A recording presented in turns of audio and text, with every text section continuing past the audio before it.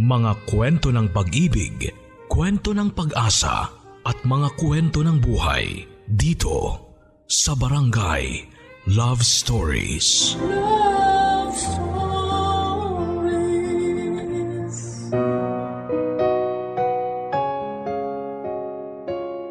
Love at career. Matagal nang pinagsasabong ang dalawang bagay na ito. Sa panahon kasi ngayon ay mahirap ang ma-in love kung wala ka namang pera para alalayan ang relasyon ninyo. Pero pagdating naman sa career, hindi ka rin tuluyang sasaya kung walang taong nagmamahal sa'yo. Ito ang naging dilema ng letter sender natin ngayong araw na si May.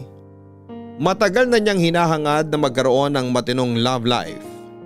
Pero kung kailan ito dumating ay saka naman nagbukas ang isang oportunidad para sa isang trabahong mahirap tanggihan.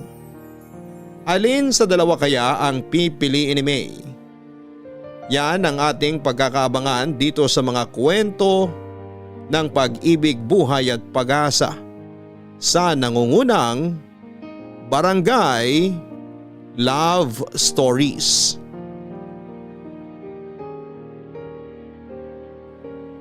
Dear Papa Dudut, magandang araw po sa inyo at sa lahat ng mga listeners ng Barangay Love Stories.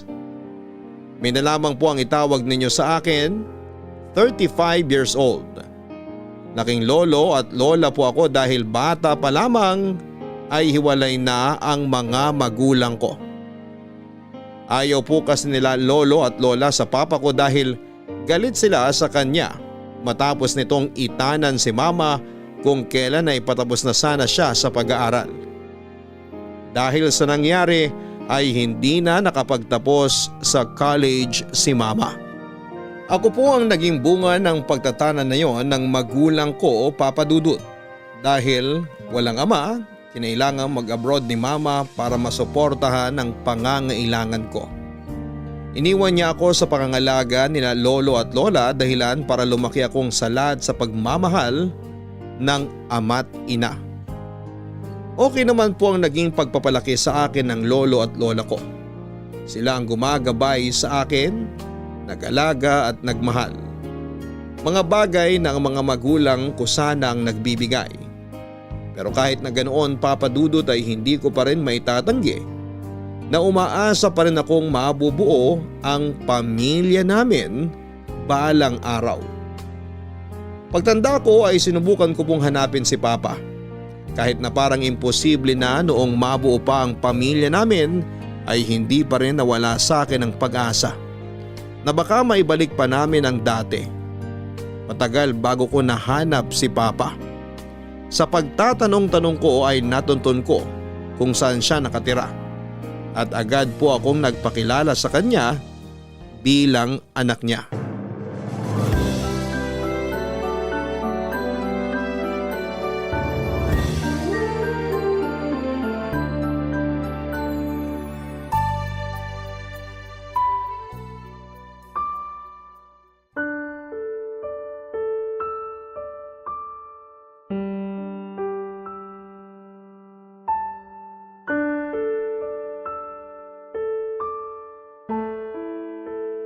Danny? Ikaw po ba si Danny? Oo, ako nga iha. Anong maitutulong ko sa'yo? May itatanong po sana ako sa inyo. Ngayon lang, wala po ba kayong ibang naramdaman nung nakita niyo ako? Ha? Anong ibig mong sabihin? Kung may naramdaman po kayong lukso ng dugo nung nakita niyo ako? Wala naman. Bakit? Magkadugo ba tayo? Ako po si May. Sinong May? Kilala ba kita? Anak po ako ni Leonor kung naaalala niyo pa po siya. Ikaw yung… Ako nga po. Ako po yung anak niyo kay Leonor. Ikaw yung anak ko? Ako nga po. Ako yung batang iniwan na tinalikuran niyo. Nako, kung ikaw man yung anak ko kay Leonor, hindi kita tinalikuran, iha. Pinaalis ako ng nanay at tatay ni Leonor. Hindi nila ako tinanggap kahit na nagmamahalan kaming dalawa. Hindi kita gustong iwan pero wala kaming laban sa lolo at lola mo. Kaya po umalis kayo. Bata pa ako noon. Hindi pa ako marunong lumaban sa mga karapatan ko noon. Wala naman ako magagawa eh. kahit gustuhin ko mang manatili. Pero ngayon po ba, kaya niyo na po ba akong ipaglaban? Hindi ko masasagot yan sa ngayon. Kumusta ka? Ang nanay mo, kumusta na siya? Matagal na po kaming hindi nagkikita ni Mama. Nasa ibang bansa siya ngayon nagtatrabaho para sa akin. Ako kung tatanungin niyo kung kumusta ako, lumaki po akong walang magulang. Sorry. Hindi ko po kailangan ng sorry niyo. Kayo po ang kailangan ko pa. Pero hindi yun ganun kadali, anak. Bumalik na po kayo sa amin. Ako makikipag-usap kina lolo't lola. Please iparamdam niyo naman po sa akin kung paano magkaroon ng isang ama. Pasensya na. Gusto ko man pero hindi ko magagawa yung gusto mong mangyari. Bakit po? Wala po ba kayong nararamdaman ni katiting lang na pagmamahal sa akin? Sa akin na sariling dugot laman niyo? May pamilya na ako, May. May asawa na ako. May mga anak na ako. Ano ngayon? Anak niyo rin naman po ako ah. Ayokong masira ang pamilya ko kapag nalaman nilang may anak ako sa labas. Ako? Ako pa yung anak sa labas ngayon? Ako ang panganay niyo pa. Simula nung tinanggalan nila ako ng karapatan sa'yo, kinalimutan ko na rin na may anak ako. Grabe. Ano pong akala niyo sa akin? Tuta na basta-basta niyo na lang iiwan sa kung saan? Hindi ko kasalanan na ganitong kinalabasan nating dalawa. Huwag akong sisihin mo. Sisihin mo ang lolo at lola mo. Dahil silang dahilan kung bakit ka napagkaitan ng ama. Binibigyan ko na po kayo ng chance para magpakaama sa akin. Marami pa po tayong oras. Pwede naman po kayong bumawi eh. Pasensya ka na talaga. Pero mas pipiliin kong pamilya ko kesa sa'yo. Pa! Sana maintindihan mo ko. Tahimik na ang buhay ko. Huwag ka namang gulo. Kung wala ka ng kailangan, aalis na ako. Pa, sandali!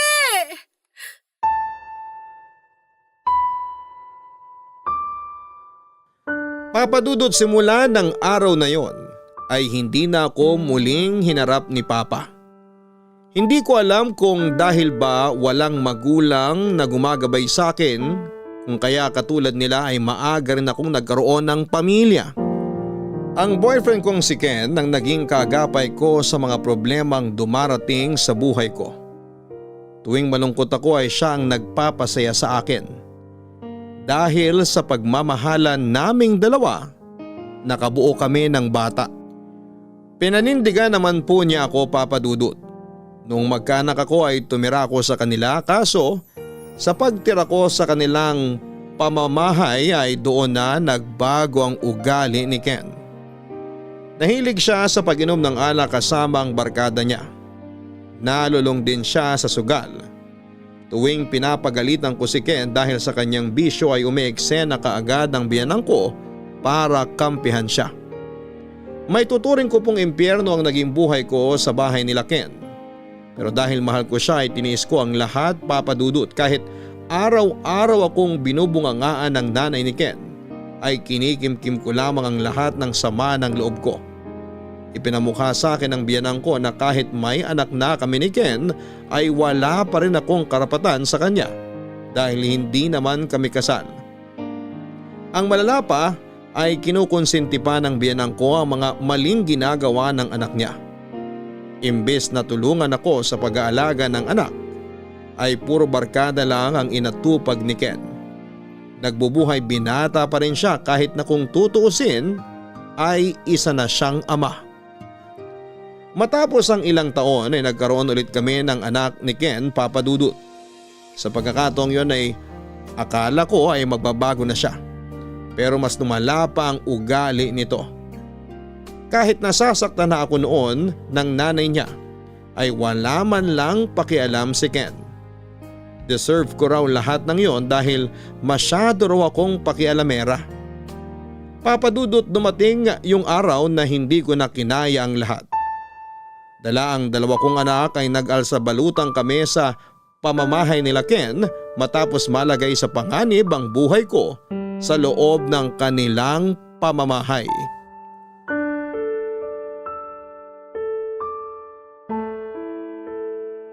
Hoy, May! Ang sarap ng buhay ah! Yung mga anak mo wala pang pananghalian tapos ikaw nakasiting pretty ka lang dyan? Ano, buhay prinsesa? Nagpahinga lang po ako saglit. Katatapos ko lang kasing labhan yung mga bedsheet tsaka yung mga damit niya po. Kanina ka pang 6:00 naglalaba. Ngayon ka lang natapos? O baka naman binabagalan mo lang talaga mga galaw mo para makaiwas ka sa mga gawaing bahay dito?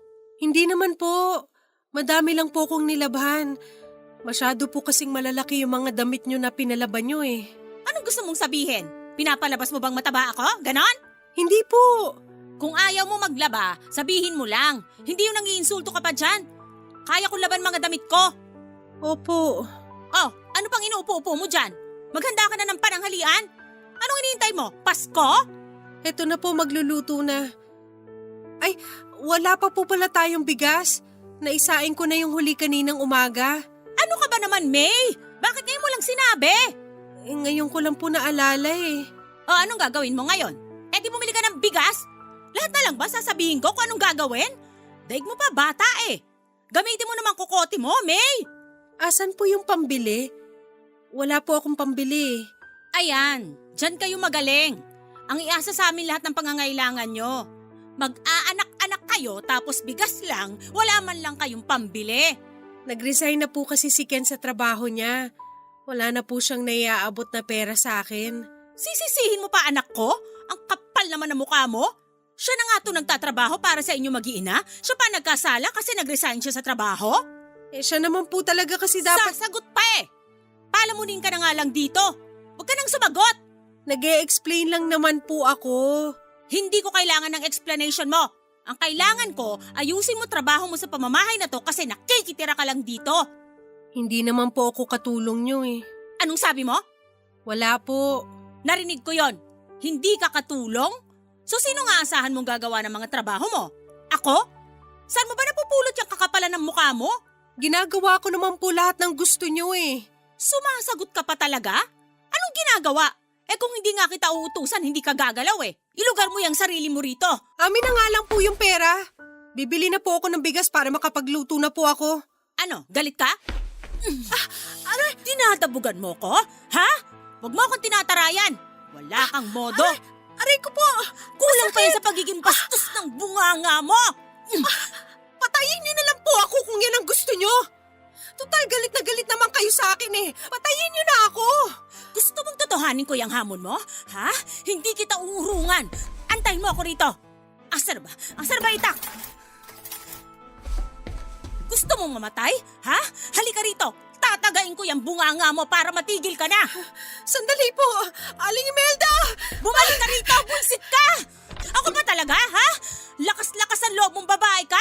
Bumalik ka rito! Hindi ko inakalang kayang gawin ng biyanang ko sa akin ang bagay na yon, Papa Dudut. Natakot ako para sa sarili ko. Natakot din ako para sa kapakanan ng mga anak ko kaya kahit walang paapaalam ay umalis kagad ako sa kanilang pamamahay.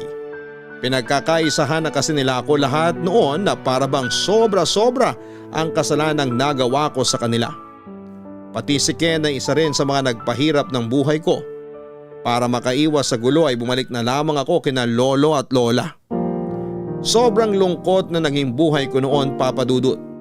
Minahal ko si Ken kaya masakit para sa akin na hindi man lang niya kami hinabol ng mga anak niya.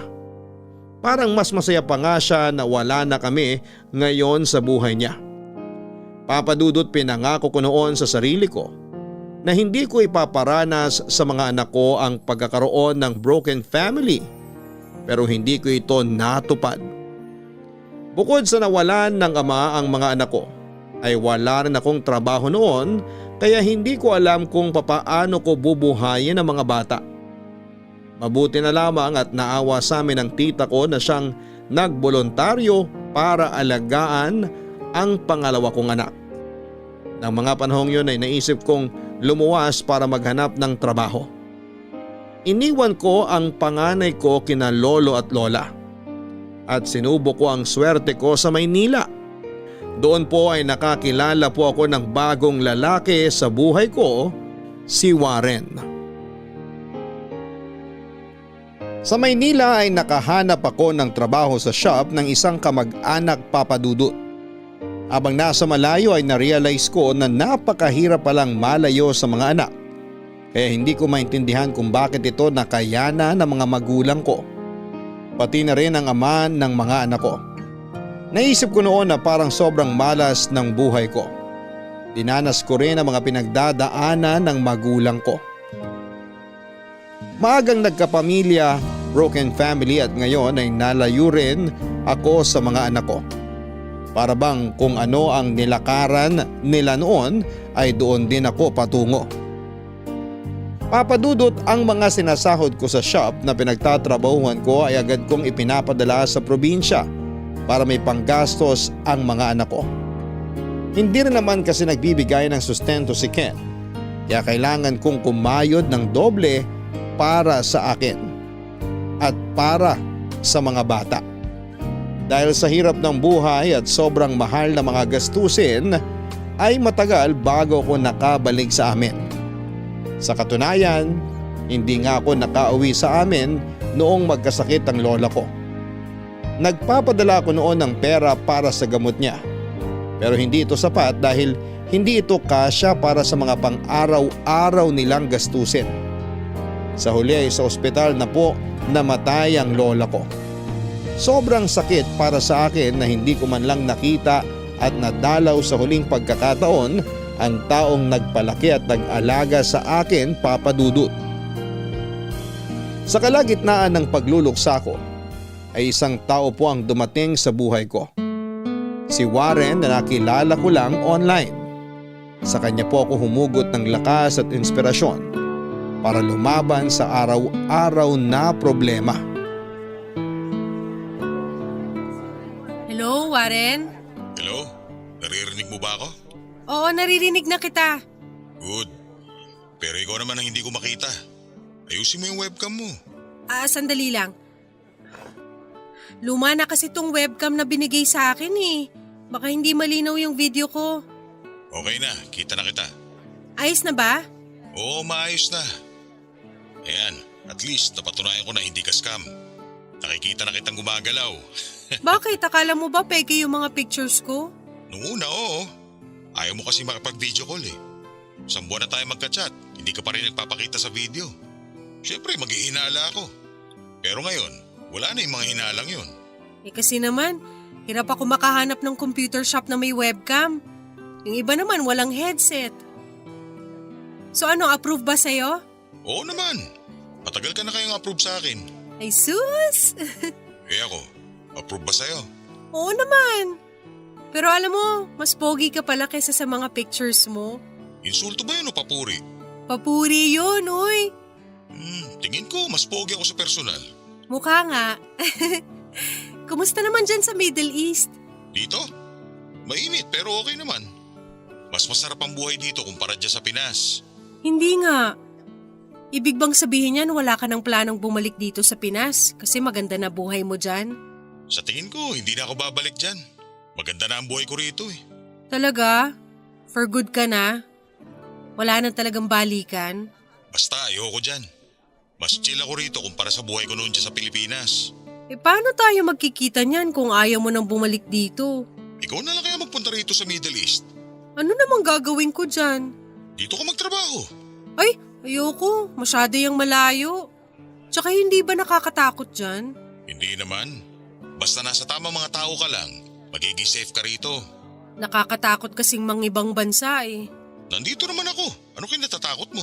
Basta hindi ko masabi. Pero kung may pagkakataon, papayag ka ba magtrabaho dito? Siguro. Ewan ko, pag-iisipan ko muna. Pag-isipan mo.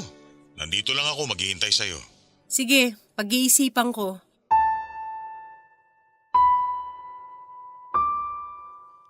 "57 years old na po si Warren noong nagkakilala kami samantalang ako ay 25 years old lang. Sa kabila ng agwat namin sa edad, Papa Dudut, ay mabilis kaming nakabuo ng pagkakaibigan. Isa si Warren sa mga nagbigay ng saya sa buhay ko habang mag-isa lamang ako nakatira sa Maynila at malayo sa pamilya. Magastos man ay sinisikap kong mag-online noon sa mga internet shop para lamang makausap siya dahil nasa malayo siyang lugar. Mabait si Warren, Papa Dudut. Maalalahanin siya at magalang. Makulit din at romantiko kaya mabilis ding nahulog ang loob ko sa kanya. Hindi naglaon ay sinimulan niya akong ligawan. Dahil nasa panahon ako noon kung saan ay kailangan ko ng kalinga ay sinagot ko po si Warren. Nagkaroon kami ng long distance relationship at kahit mahirap man noong una ay nalampasan pa rin naman namin ang pagiging malayo namin sa isa't isa. Kalaunan ay niyaya ko ni Warren na doon lang sa kanila magtrabaho. Nung una ay nag-aalangan ako dahil parang hindi ko kayang iwan ang mga anak ko ng tulad ng ginawa ni Mama sa akin. Hindi kasi katulad ng Maynila ay malayo ang Middle East at mas mahihirapan akong umuwi kung sakali. Pero dahil kailangan ko ng pera ay mas pinili ko na lamang ang mag-abroad. Papadudot, akala ko noon ay maayos na ang buhay ko once na naging OFW na ako. Yun pala ay doon na po magsisimula ang kalbaryo ko. Pagkarating ko kasi sa Middle East ay nalaman ko ang totoong pagkatao ni Warren. Halika, pasok ka. Ang laki pala ng bahay niyo. Kaya pala mas gusto mo rito eh. Di ba? Ayaw mo maniwala eh. Mas maayos kasi ang buhay ko rito. Mabuti pa ikaw, maganda na ang buhay. Ako kaya, kailan din giginhawa? Magsumikap ka lang. Makukuha mo rin ang mga bagay na gusto mo balang araw. Teka, O bakit? itong picture sa dingding niyo, may anak ka na ba?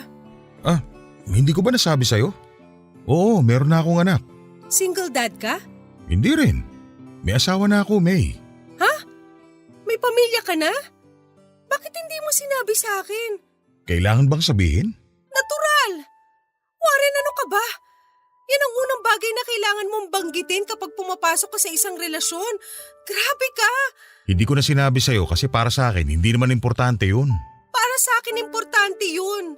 Ayoko maging kabit, Warren, at kailanman hindi ko pinangarap na manira ng isang pamilya.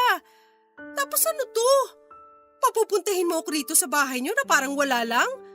Anong ipapakilala mo sa akin sa pamilya mo? Pinsan? Kaibigan? Kakilala lang? Sandali lang. Hayaan mo muna ako magpaliwanag. Aalis na ako. May, teka lang. Magpapaliwanag ako. Makinig ka muna. Ano? Ano bang kailangan mo ipaliwanag? Huminahon ka muna. Pwede ba? Paano ako hihinahon? Yung boyfriend ko na inakala kong single at dinala-dala pa ako rito sa Middle East, may pamilya na pala. Sinong hihinahon sa ganong klaseng balita? Okay lang sana kung nasa Pilipinas tayo, madali lang umalis. Pero nandito ako sa ibang bansa, Warren. Naisip mo ba yun? Wala na kami ng asawa ko, okay? Matagal na kaming hiwalay, kaya huwag kang mag-alala. Hiwalay na kayo?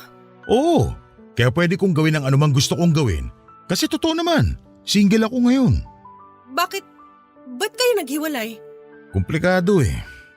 Sabihin na lang natin na marami kaming hindi pagkakaintindihang dalawa. Umalis siya, pinalaya ko siya. Ganun lang kasimple. Pambihira ka naman, Warren. Yung mga ganyang bagay dapat pinapaalam mo sa akin bago ko gumawa ng ganito kalaking desisyon. Hindi yun tsaka mo lang sasabihin lahat kapag nandito na ako. Sana man lang nakapaghanda ako, hindi yung bigla mo na lang akong gugulatin sa katotohanan. Sorry. Hindi ko naman sinasadya eh. Akala ko hindi na yun big deal. Big deal yun para sa akin. Pasensya ka na. Patawarin mo na ako. Ano pa yung mga hindi mo nasasabi sa akin? Sabihin mo na ngayon. Wala na. Kaya kita pinapunta rito para opisyal kita ipakilala sa mga anak ko. As in ngayon na? Tingin mo, matatanggap nila ako bilang second mom nila? Oo naman. Mababait ang mga batang yun. Halika, ipapakilala kita sa kanila.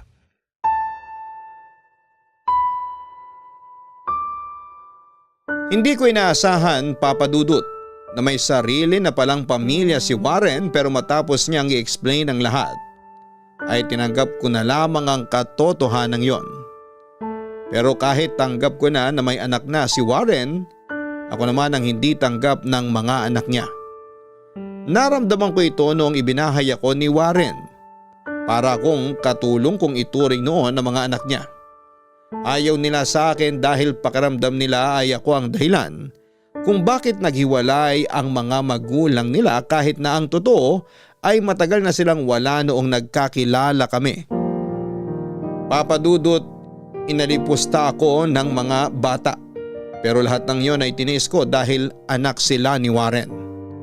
Wala akong choice kundi pakisamahan sila at tanggapin na lamang ang pagmamaldita nila. Kung ayaw nila akong tanggapin bilang pangalawang magulang, hindi ko sila pipilitin. Ang gusto ko lang namang makamit noon ay ang respeto at paggalang kahit bilang isang tao na lamang. Ang ipinangakong trabaho ni Warren sa akin ay hindi natuloy, Papa Dudut. Kaya tuloy ay kinailangan kong dumiskarte at maghanap ng hanap buhay. Ayoko rin naman kasing umasa kay Warren dahil may pamilya akong inaalagaan sa Pilipinas. Pero sa halip na tulungan ako ni Warren ay parang mas gusto pa niya na wala akong trabaho. Gusto lamang niya na nakapirmi ako sa bahay nila. Ayaw niyang maging independent ako. Sa pagtagal ng pagsasama namin ay unti-unti ay lumabas din ang totoong kulay ni Warren. At doon ay nalaman ko ang mga rason kung bakit siya hiniwalayan ng dati niyang asawa. Papa Dudut, nagsimula akong pagbuhatan ng kamay ni Warren. Aaminin ko naman na minsan ay may pagkaselosa ako. Hindi ko na naiwasang magkaroon ng trust issues lalo na noong itinago niyang may asawa na pala siya noon. Dahil sa mga paghihinala ko ay nauuwi ang mga araw namin sa awayan na nagiging pisikalan. Sa huli ay napatunayan ko na totoo ang mga hinala ko.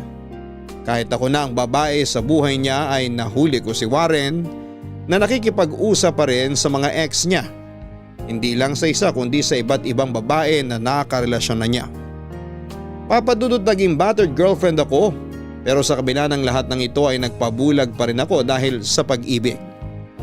Kahit na nasasaktan ay nanatili pa rin ako sa poder niya dahil wala naman po akong choice. Sinubukan kong maglayas noon pero wala din naman itong pinatunguhan dahil wala akong trabaho at wala akong lugar na masisilungan. May mga kapwa Pilipino namang tumulong sa akin. Pero limitado lang din naman ang mga tulong na naibibigay nila. Isa pa ay nalaman kong nagdadalang tawa ko noon kaya napilitan akong bumalik kay Warren. Akala ko noon ay susubukan ng baguhin ni Warren ang ugali niya kapag nagkaroon na kami ng anak pero wala pa rin nagbago, Papa Dudut. Kahit buntis ay nasasaktan pa rin niya ako. Tinis ko ang lahat alang-alang sa magiging anak namin. Sinikap kong alagaan ang ipinagbubuntis ko nang mag-isa hanggang sa ipanganak ko ito. Sa pagdating ng bata ay doon ko lamang kinausap si Warren sa mga bagay na gusto kong mangyari, Papa Dudut.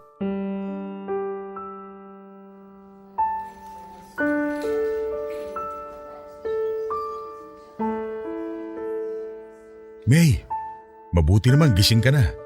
Kamusta ka na? Wala ka bang masamang nararamdaman? Wala naman. Hindi ba masakit manganak? Ang tagal niyo sa operating room kanina eh. Mas masakit pa yung labor kesa sa panganganak mismo. Lalo na nung pinainom na ako ng pampahilab. Ganun ba? Mukhang madali lang pala sa'yo manganak eh. Nasaan pala si baby? Si Carlos? Kinuha ulit ang mga nurse. May gagawin pa daw sa kanyang examination. Carlos? Oo, Carlos. Yun ay pinangalan ko sa kanya kanina. Tulog ka pa kasi nung ibinigay yung papel na kailangan i-fill out eh. Kaya ako na lang naglagay ng mga detalye. Bakit? Ayaw mo ba sa pangalang Carlos? Hindi.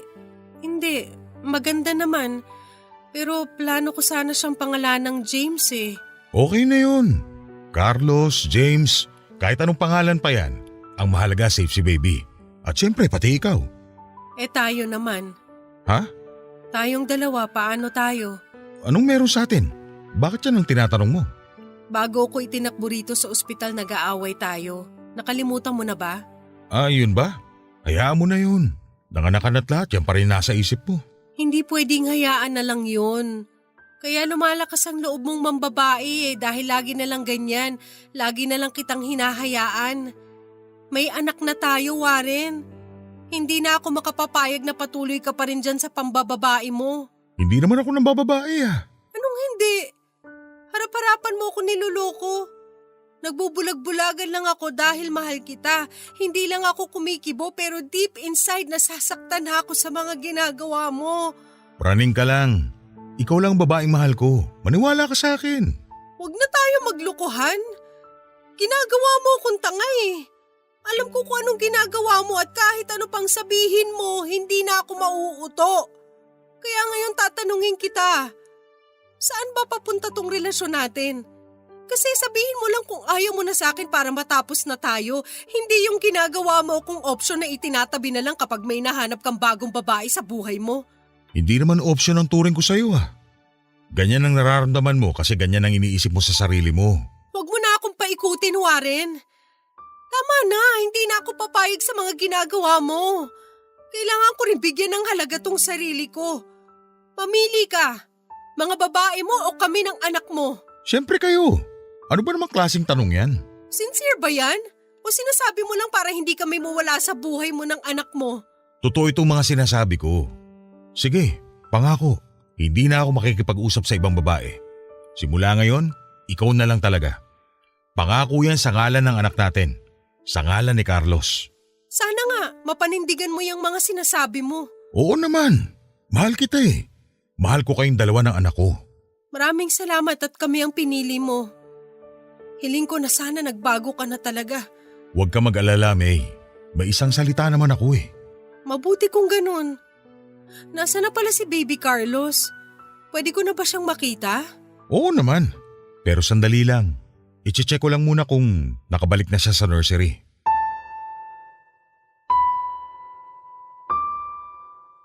Lahat ng ipinangako sa akin ni Warren noong araw na yon ay hindi rin natupad, Papa Dudut. Hindi ko alam kung bakit umasa pa akong magbabago siya. Masyado rin kasing mabulaklak ang bunganga ni Warren kaya madali lamang niya akong napaniwala sa mga bagay na ipinangako niya. Nagpatuloy ang pananakit niya sa akin, Papa Dudut. Sinasaktan niya ako ng pisikal at sa parehong pagkakataon ay sinasaktan din niya ako emotionally sa pamamagitan ng pambababae niya. Dumating nga noon sa puntong nag-uuwi na siya ng babae sa bahay kahit na nandoon ako mismo. Sobrang lakas ng loob nitong gumawa ng masama dahil alam niyang wala akong laban at wala akong ibang mapupuntahan. Napuno na lamang din ako kaya patago akong naghanap ng trabaho.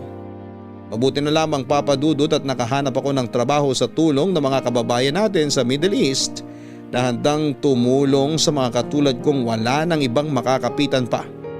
Nag-ipon po ako at nang magkaroon ng sariling pera ay nilayasan ko si Warren.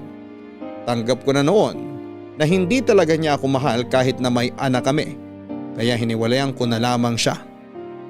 Dahil mahirap ang buhay sa ibang bansa ay dinala ko sa Pilipinas ang anak ko noong magkaroon ako ng chance na magbakasyon.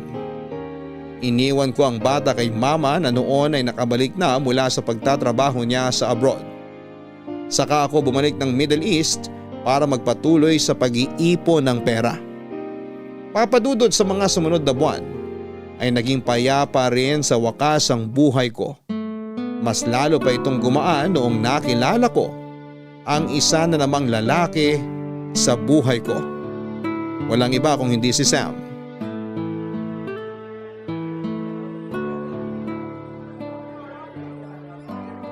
Makikiupo po.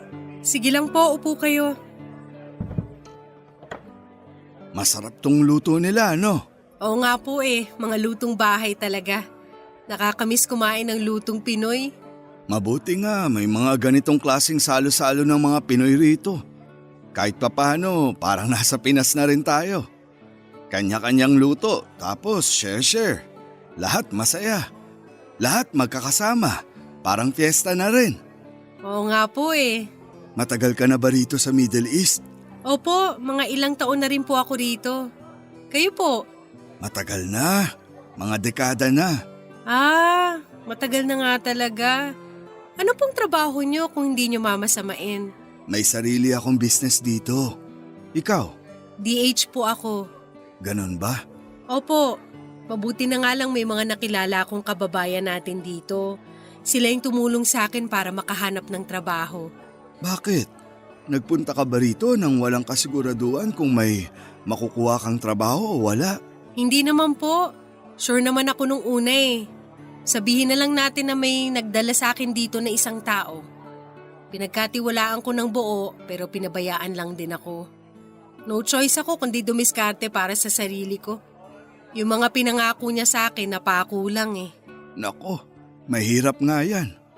Iniwan ka ng employer mo. Ay, hindi po employer. May nakilala kasi akong taga rito. Pinoy din. Hindi nag-workout yung relasyon namin kaya iniwan ko na lang siya. Okay. Nakuha ko na. Mali lang yung pagkakaintindi ko sa sinabi mo kanina. Akala ko tinalikuran ka nung employer mo. Hindi naman po. Ano palang pangalan mo? May. Ako po si May. Kayo po anong pangalan nyo? Tawagin mo na lang akong Sam. Kumusta naman po ang buhay nyo rito, Sir Sam? Sam na lang, wag nang sir. Maayos naman ang buhay ko rito. Medyo malungkot nga lang. Talaga po? Bakit naman malungkot? May pamilya na ba kayo rito? Wala pa akong pamilya. Single pa ako hanggang ngayon. Totoo nga. Hanggang ngayon wala pa kayong asawa? Wala pa nga 65 na ako pero hanggang ngayon wala pa akong asawa. Baka naman po hindi pa nyo talaga nahahanap yung the one para sa inyo. Parang wala naman nang darating Naku sir, ay Sam pala, huwag kayong panghinaan ng loob. Yung iba nga dyan ikinakasal pa kahit matanda na eh. Baka naman na traffic lang yung nakalaan para sa inyo. Hindi na ako umaasa dyan. Pero kung may darating man, salamat. Kung mabait naman kayong tao at wala kayong inapakan o sinirang buhay, sigurado kung may ilala ang tao para sa inyo ang Diyos. Tama ka naman dyan. Hindi naman ako umaasa o naghihintay pa pero kung darating, darating. Sabi nga sa kanta, que sera. Que sera? Oo, hindi ko alam kung Spanish ba o Italian yan pero ang ibig sabihin sa Ingles whatever will be, will be. Sa madaling sabi, mangyayari ang mangyayari. Yun pala ibig sabihin nun. Tama naman po. Kung ano ang nakatakdang mangyari, yun talaga ang mangyayari. Kaya hintay lang kayo sa true love nyo. Nakakatuwa talaga kayo mga kabataan. Punong-puno ng pag-asa. 65 years old na si Sam Papadudut. Matangkad siya at sa likod ng gabalbas sarado nitong mukha ay may itinatago naman siyang itsura. Sa unang tingin akalain mong homeless lamang siya. Hindi kasi siya marunong magayos, napakasimple lamang ng suot nitong damit nung una kaming nagkita. Subalit sa kabila ng kanyang itsura ay maganda naman ang personality ni Sam. Matalino siyang tao at halata ito sa pananalita niya. Halos lahat ng lumalabas sa bibig niya ay may ibig sabihin. May itinatago din naman siyang kulit pero ang pinakanagustuhan ko sa kanya ay ang pagiging maalaga niya. Naging magkaibigan po kaming dalawa, si Sam na po ang naging takbuhan ko tuwing may problema ako sa Middle East. Nung down na down ako ay siya ang umalalay sa akin. Nilagaan niya ako Papadudut na first time ko lang maranasan mula sa mga lalaking nakakasama ko. Kalaunan ay nilagawan po niya ako at hindi nagtagal ay napasagot din niya ako. Alam ko po na pagdating sa pag-ibig ay palagi akong padalos-dalos. Pero sa pagkakataong yon, alam ko sa sarili ko na totoo ang nararamdaman ni Sam. Para sa akin dahil sa kanya ko lamang naranasan ang maging safe. Malakas ang loob ko dahil alam ko na siya po talaga ang para sa akin. Noong naging kami ay saka ko na lang din nalaman na si Sam ay isa palang retired na piloto. Papadudot noong panahong nagkakilala kami ni Sam ay heartbroken pala siya. Ikinuwento niya sa akin ang pagkakaroon niya ng girlfriend sa Pilipinas. Pinagkatiwalaan niya ito at binigyan ng oras at minahal ng totoo. Pero ang ending ay nagloko yung babae. Dahil mahal niya ito ay pinagbigyan ni Sam ang girlfriend niya at pinatawad niya ito. Ayun nga lang ay sinayang ng babae ang second chance na ibinigay sa kanya ni Sam dahil nagloko lang ulit ang babae. hanggang sa mabuntis siya ng ibang lalaki. Sa huli si Sam na mismo ang nagparaya at nakipaghiwalay. Ang sabi sa akin ni Sam, ako raw ang muling nagpaligaya sa madilim na buhay niya. Sa pagdating ko ay naranasan ulit niyang ngumiti at mangarap. Unti-unti ay nakita ko ang pagbabalik sa dati ni Sam. Inayos niya ang kanyang sarili at doon ko na po nakita ang taglay niyang kagwapuhan. Noong tinanggal niya ang buhok sa kanyang mukha ay bumata siya ng ilang taon.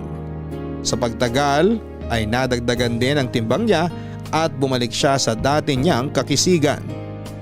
Naging maganda ang relasyon naming dalawa ni Sam, Papa Dudut. Naging sandalan namin ang isa't isa. Kaming dalawa ang nagbigay ng lakas sa bawat araw na dumarating sa buhay namin. Kaya nga lang dahil sa edad ni Sam ay nais na niyang mag-settle down. Kaya noong magkaroon ng pagkakataon para pag-usapan ang future namin ay nag-usap kaming dalawa ng masinsinan. May ginagawa ka ba? Wala naman, may kailangan ka ba? Gusto mo bang kumain? May hinanda akong merienda. Hindi. Busog pa ako, salamat. Dito ka muna, usap tayo.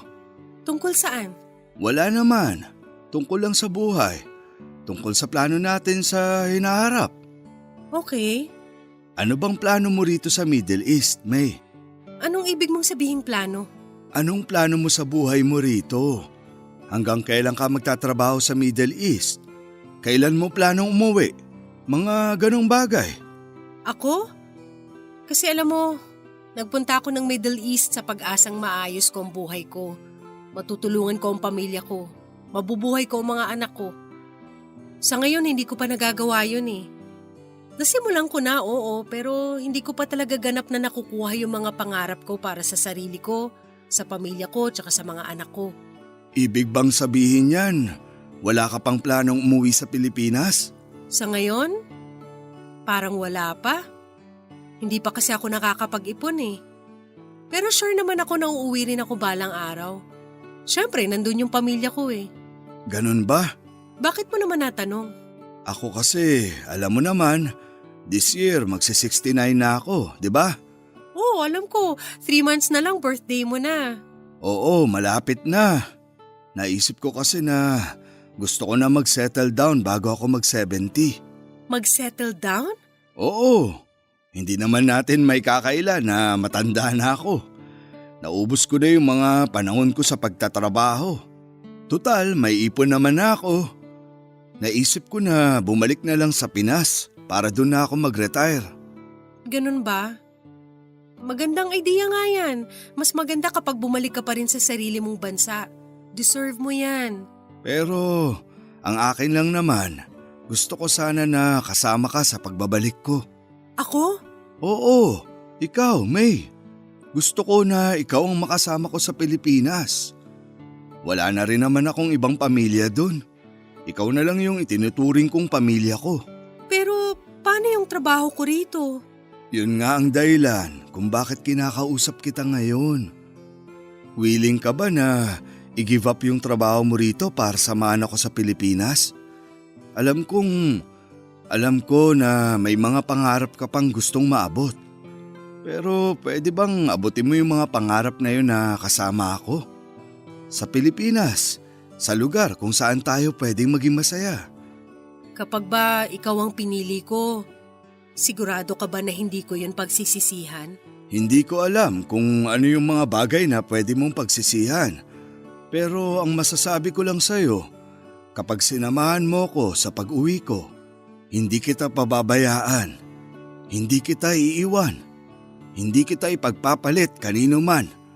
Kasi ikaw lang yung tanging nagpakita at nagturo sa akin kung paano ang magmahal ulit. Sa'yo nakakapit ang inspirasyon kong mabuhay at ipagpatuloy ang mga araw ko sa mundong to. Ikaw yung inaasahan ko na makapagbibigay ng saya sa puso ko. Ikaw lang, May. Sam. Kaya ako sinasabi to lahat, hindi dahil gusto kitang i-pressure. Gusto ko lang malaman mo kung gaano ka kahalaga sa buhay ko. Sa uli, desisyon mo pa rin naman ang masusunod eh. Ikaw pa rin ang may hawak ng buhay mo. Kaya kung sasama ka man sa akin o hindi, tatanggapin ko ang magiging pasya mo nang walang galit at tampo. Sasamahan kita. Sasama ako sa'yo sa Pilipinas. Kung gusto mong bumuo ng masayang pamilya, ng masayang alaala, sasamahan kita. Talaga? Oo, kasi mahalaga ka rin naman sa buhay ko eh. Hindi rin kita ipagpapalit kanino man.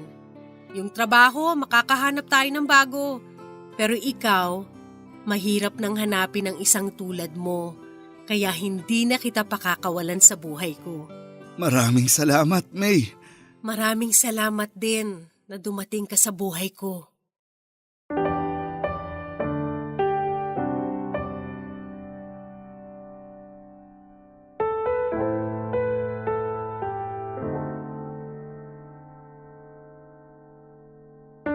Papa Dudut, pagka-uwi namin ni Sam sa Pilipinas ay agad kong ipinakilala ang mga anak ko sa kanya. Ipinakilala ko rin sa kanya sina mama at ang lolo ko na nagpalaki sa akin. Natuwa ako na buong pusong tinanggap ni Sam ang pamilya ko. Sa Pilipinas ay sinubukan kong maghanap ng bagong trabaho. Dahil dating piloto si Sam ay sinubukan kong mag-apply sa trabaho na related dito. Papa Dudut, hindi ko pa po nasasabi sa inyo pero noong bata ako ay pangarap kong maging flight attendant. Kaya noong nakakita ko ng pagkakataon para abutin ko ang pangarap ko ay sinubukan ko ang swerte ko. Isang cabin crew interview ang inaplayan ko. Hindi ko alam noon kung makakapasa ako sa mga requirements nila kahit na ibang degree ang kinuha ko. At wala akong background sa pagiging FA pero sinubukan ko pa rin. Basta ang nasa isip ko lang noon ay opportunity na yon para baguhin ko ang buhay ko, Papa Dudut. At sa awa ng Diyos ay nakapasa ako sa interview. Siguro ay dahil na rin po sa tulong ni Sam at sa mga connection niya bilang dati naman siyang piloto. Pagkatapos makapasa sa interview ay sumalang kami sa matinding training. Mabuti na lamang at wala silang maximum age requirement at kahit 33 na ako noon ay nakuha pa rin ako. Pagkatapos ng puspusang training ay natanggap ako sa trabaho. Papa Dudut, ang lahat ng hirap at pagpapakapagod ko ay napalitan ng blessing at kay Sam ko ito unang ibinalita.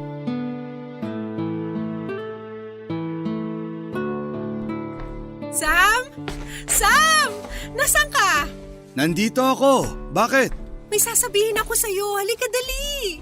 Nanalo ka ba sa loto? Ang saya-saya mo ah. Hindi. Pero para na rin akong nanalo sa loto dahil sa nangyari. Ano bang nangyari? Isa na akong flight attendant! Totoo ba? Congratulations! Salamat! Yung childhood dream ko, naabot ko na! Alam mo, hindi ko talaga inaasahan na makakapagsuot na rin ako sa wakas ng uniforme ng mga FA. Dati ini-imagine ko lang yun nung bata ako eh. Para kasing imposible na mangyari sa buhay ko yun kasi alam mo na, mahirap lang kami, broken family pa. Parang wala na akong chance ka ako sa sarili ko noon kaya kinalimutan ko na yung pangarap kong yun. Pero tignan mo, nandito na tayo ngayon. Abot na abot ko na yung pangarap na dati iniisip ko lang. Congratulations! Masaya ako para sa'yo. Oh, bakit parang anungkot mo naman? Hindi ka ba masaya na nakapasa ako? Masaya ako. Sa totoo lang, proud na proud ako sa'yo. Sa dami ng pinagdaanan mo, sa dami ng mga pagsubok sa buhay mo, masaya akong makita ka na unti-unti mo nang nakukuha yung mga gusto mo sa buhay. Pero bakit ganyan ang reaction mo? Para kang nakarinig ng masamang balita. Alam mo naman na dati akong piloto, di ba? Oo. Alam ko kung gaano kahirap magtrabaho sa airlines. Alam ko kung gaano ka-busy ang mga tao doon. Dahil napagdaanan ko na lahat ng yun eh. Para rin silang OFW na malayo sa mahal nila sa buhay. Malimit lang nila makita mga pamilya nila kasi lagi silang nasa alapaap. Biyahe dito, biyahe doon. Oo, alam ko rin yun, Sam. Pero alam mo rin ba kung paano yung maiwan? Kung paano makamiss sa taong wala sa tabi mo kasi nasa malayo siya nagtatrabaho? Kasi ganun ang mararamdaman ko kapag naging FA ka. Ayaw mo ba na maging flight attendant ako? Di ba nga? Sabi ko sa'yo na ang tanging pangarap ko na lang ay mag-settle down kasama ka. Ikaw at ang pamilya mo. Pero paano ko gagawin yun kung palagi kang mawawala sa tabi ko? So ayaw mo nga. Hindi ko sinasabing ayaw ko. Ang gusto ko lang sabihin, mas gusto ko sana kung dito ka na lang sa tabi ko. Magkasama tayo hanggang sa… ewan ko, hanggang sa mamatay siguro ako. Huwag mong sabihin yan. Ano ka ba? Yun ang totoo. Matanda na ako. Bilang na lang ang oras ko. Ayokong pigilan ka sa pangarap mo dahil minsan din naman akong nangarap eh. Pero pwede bang maging makasarili rin ako kahit ngayon lang? Pwede bang wag ka na lang umalis? Tama ka. Nangako pala ako sa'yo na hindi kita iiwan. Sorry. Hindi kita pinipilit sa… Hindi. Okay lang. Totoo yung mga sinabi mo at yun din ang mga ipinangako ko sa'yo bago tayo bumalik ng Pinas. Kaya kailangan ko yung tuparin. Sigurado ka na ba? Bibitawan mo ang pagiging FA mo para sa akin? Bibitawan ko ang pangarap ko para sa taong mahal ko. Kasi alam mo ba, dalawa yung pangarap ko eh. Una, maging flight attendant. Pangalawa, magkaroon ng ama ang mga anak ko. Pareho ko silang nakuha pero hindi ko sila kayang pagsabayin. Kaya pipiliin ko sa dalawa kung ano yung mas mahalaga. At ikaw yun, Sam. Ikaw at yung mga anak ko na magkaroon ng father figure. Yan yung isang bagay na hindi ko naranasan nung bata pa ako eh. Maraming salamat, May. Hindi mo alam kung gaano mo ako pinasaya ngayon. Maraming salamat din sa pagdating mo sa buhay ko.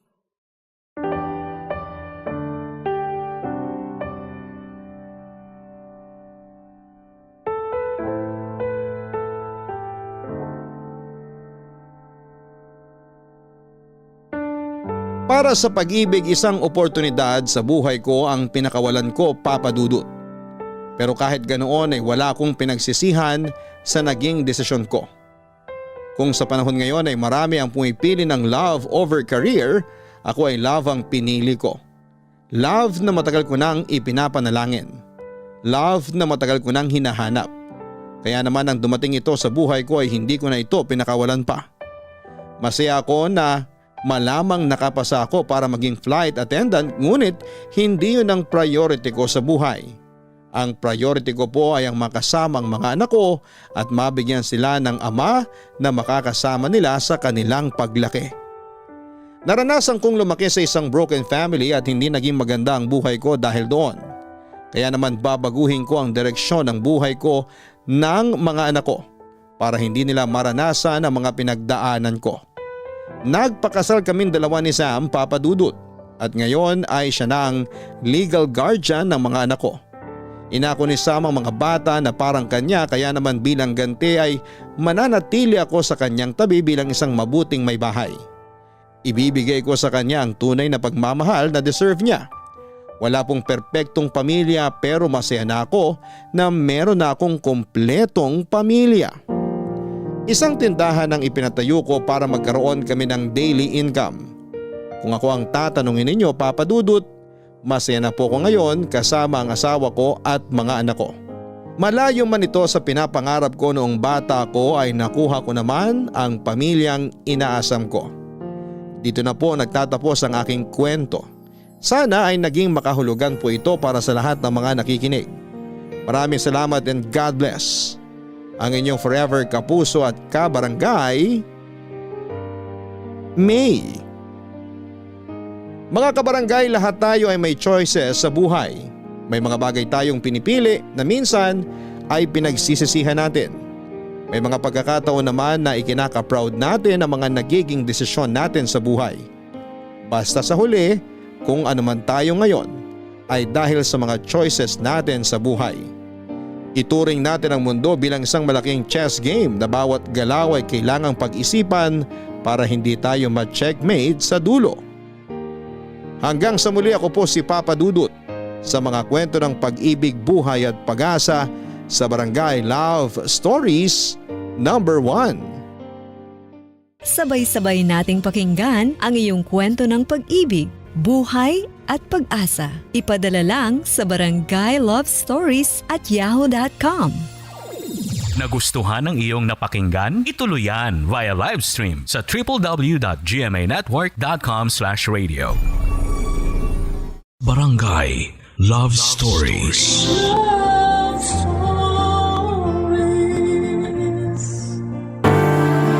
Sa mga magulang ay hindi maiiwasang merong isang anak na mas mapaboran. Hindi maiiwasang maiparamdam kung sino ang paborito at pinipili sa mga anak. Ikaw, kabarangay, bilang isang magulang, alam mo bang hindi maganda sa pakiramdam ng isang anak ang mapag-iwanan? Dear Papa Dudut, naranasan nyo na bang problemahin kung paano kayo purihin ng mga tao sa paligid ninyo? Kung paano nila kayo nilagay sa pedestal dahil para sa kanila kayo na ang pinakaangat sa lahat? Ako po ay oo, Papa Dudut. Ako nga pala si Colleen, 30 years old at may kinalaman ito sa aking pamilya, lalo na sa aking mga magulang na ang taas lagi ng tingin sa akin. Alam nyo ba kung ano yung sinasabi na Golden Child Syndrome? Yun yung tingin sa iyo ng iyong mga magulang na exceptional ka sa lahat ng bagay. Kumbaga'y perpekto ka sa paningin nila dahil hindi sila nakakakita ng mali sa iyo. Lahat ng gusto at pangarap nila para sa iyo ay natupad mo. Isa itong panalo sa mga magulang. Pero sa mga anak na tulad ko ay isa itong parusa, Papa Dudut. Dito iikot ang aking kwento, Papa Dudut at mga kabarangay. At sana sa pagbabahagi ko ng aking kwento ay may matutunan hindi lamang ang mga anak kundi pati na rin ang mga magulang. Lalo na sana ang mga magulang. Dalawa lang kaming magkapatid sa pamilya, ako ang bunso habang ang kuya Nilo ko naman ang panganay. Mas matanda lamang siya ng 1 taon sa akin. Dahil ako nga ang golden child sa pamilya ay nasa panig ko lagi noon ang mga magulang ko. Naubusan ng atensyon ang kuya Nilo ko dahil laging nasa akin ang mga mata ng mga magulang ko. Wala silang ibang nakita sa akin kundi ang magagandang bagay, Papa Dudut. Pagdating naman sa aking kuya Nilo ay kabaliktaran ang lahat. Nakaramdam ako ng awa sa kanya. Pero pinaramdam din sa akin ng mga magulang ko na hindi ko namang kasalanan kung laging kulelat ang kuya ko sa lahat ng bagay. Hindi ko nagawang ipagtanggol ang kuya ko dahil natatakot din akong sumagot sa mga magulang ko. Hindi kasi ako nasanay na kumokontra sa mga sinasabi nila. Malaki ang naging respeto ko sa mga magulang ko pero habang tumatagal, parang gusto ko nang baguhin ang pakikitungo ko sa kanila, Papa Dudut.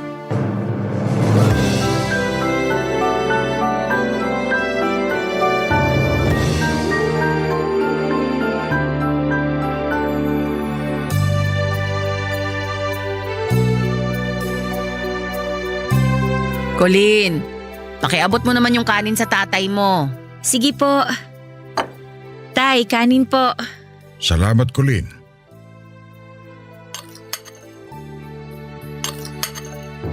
Oh, sino pang gusto ng kanin sa inyo? Kuya Nilo, kanin pa?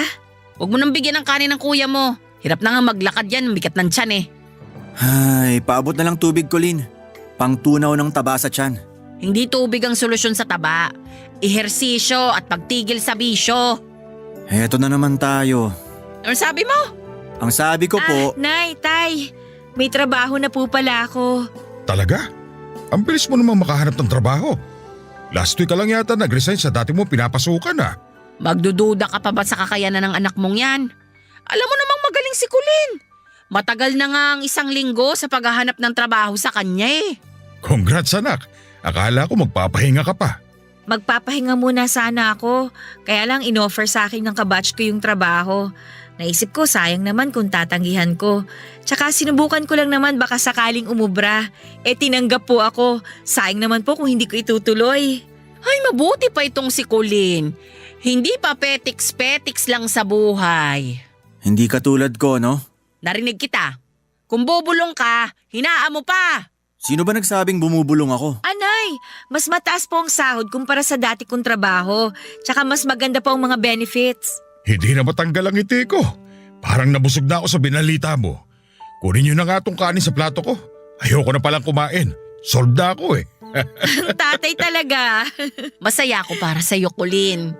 Hindi naman ako nagulat na ang ganyang klaseng trabaho ang makukuha mo. Ikaw pa ba? Napakagaling mo sa lahat ng bagay. Wala kang kakompetensya sa galing. Si nanay naman, nahawa na rin sa pagiging bolero ni tatay. Ay, ano bang pangbubola? Totoo ang sinasabi namin ng tatay mo. Mula pagkabata, nakita na namin ang potensyal mo. Kaya nga ikaw ang ipinasok namin sa private school at hindi… Ako, Tama naman ang desisyon namin ng tatay mo, di ba Nilo? Ni hindi mo nga tinapos ang kolehiyo.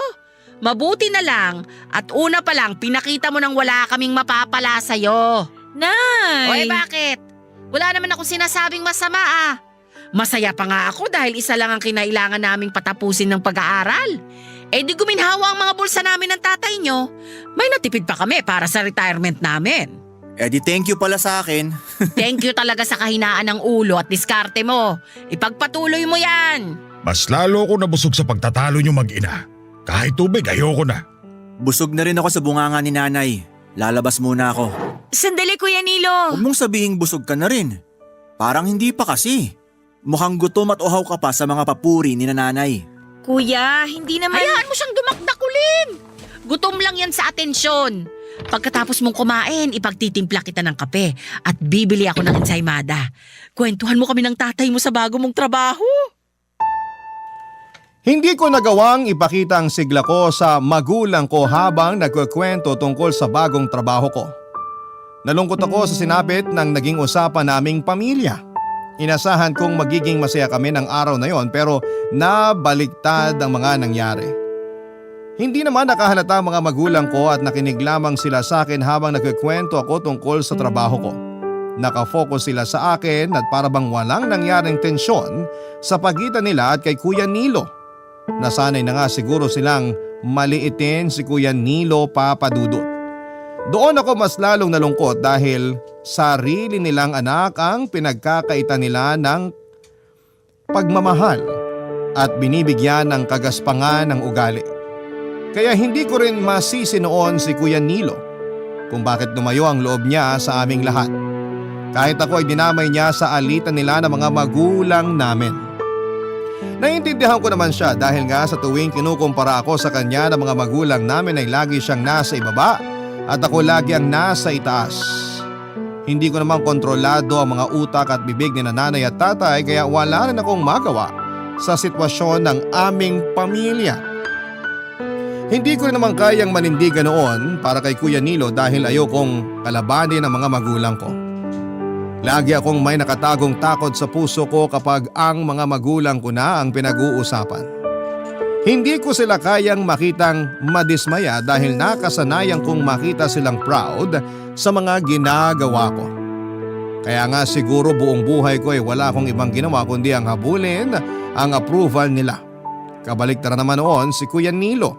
Wala siyang ibang ginawa kundi ang lumayo sa mga gusto ng mga magulang namin para sa kanya. Hindi siya nagpadikta sa kanila kung ano nga ba ang gagawin sa buhay niya. Oo, at hindi nakapagtapos si Kuya Nilo ng pag-aaral pero maraming beses ko naman siyang nakikitang masaya. Nababawi nga lang ang sayang yon tuwing pinamumuka ng mga magulang ko na mali siya ng piniling direksyon sa buhay niya, Papadudut.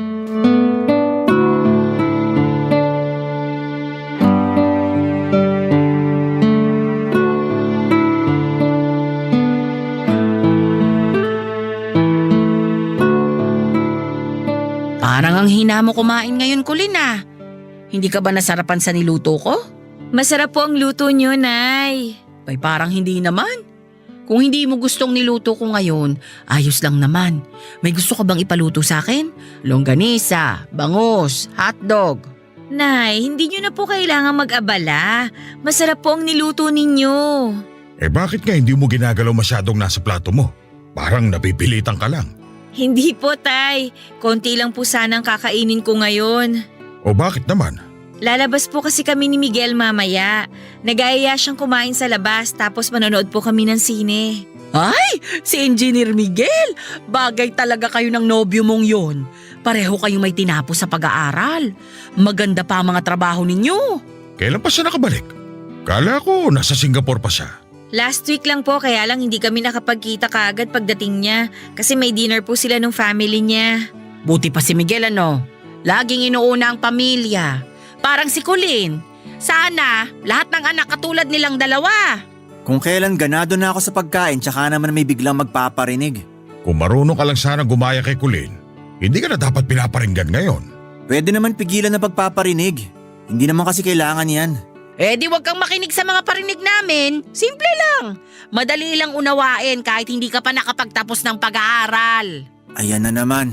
Padalawin mo naman si Miguel dito, Colleen. Gusto ko siyang ipagluto ng paborito niyang tokwat baboy. Dadamihan ko ang taba, pakisabi. Ang tagal na rin nung huli ko siyang nakita Mabuti pa yung ibang tao pinagluluto. Nagpaparinig ka ba, Nilo? Huwag nyo na lang din pakinggan ang mga parinig ko. Ba't talagang… Anay, makakarating po kay Miguel yung sinabi ninyo. Ako na pong bahala. Sana talaga lahat makahanap ng matinong karelasyon. Ikaw ba, Nilo? Kamusta yung nobya mong si… Ano nga ba pangalan nun? Lovely po. Oo. Kamusta siya? Matagal na siyang di pumupunta rito 4 na buwan ng buntis. Binuntis mo? Meron pa bang iba?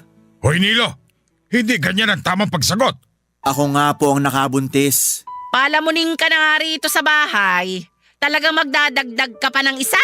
Huwag kayong mag-alala. Ako lang palalamunin nyo, hindi siya kasali. Paano hindi kasali? Nabuntis mo nga. Hindi naman niya pinapaako sa akin yung bata Sa kanya na lang daw. Hindi niya ako inuobligang magsustento o maging tatay dun sa bata.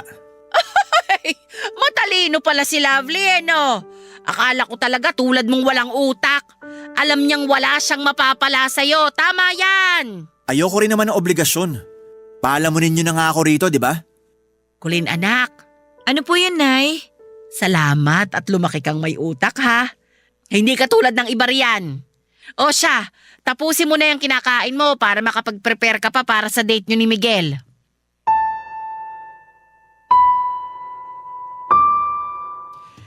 Hindi ako kaagad nakatayo, Papa Dudut. Nanlambot ako sa talim ng tingin ni Kuya Nilo sa akin. Wala naman akong ginawa pero parang sa akin ang sisi dahil sa mga sinabi ng mga magulang namin sa kanya. Sa palagiang pagkukumpara ni nanay at tatay kay Kuya Nilo sa akin ay naramdaman ko lalo ang distansya sa pagitan namin ni Kuya.